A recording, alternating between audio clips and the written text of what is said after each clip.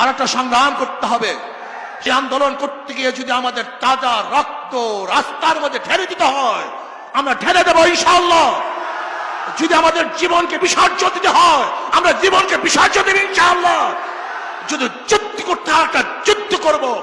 বাংলাদেশের একটা যুদ্ধ হবে, বিপ্লব হবে, সংগ্রাম হবে। মুসলমানের শত্রুতা পালাতে বাধ্য হবে ইনশাআল্লাহ। হুঁশিয়ার থাকতে হবে। আজকে বাংলাদেশ সরকার ফিলিস্তিনের পক্ষে কথা বলেন, ইসরায়েলের বিপক্ষে। আমি সরকারকে অনুরোধ করব, আপনি ইসরায়েলের সমস্ত পণ্য সরকারিভাবে বয়কট করুন, বন্ধ করে দেন।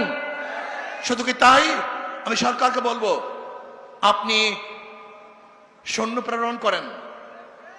ইসরায়েলের বিপক্ষে যারা সশস্ত্র যুদ্ধ করতে চায়, আমাদের বাংলাদেশের সেনাপতিদেরকে সেখানে প্রেরণ করুন।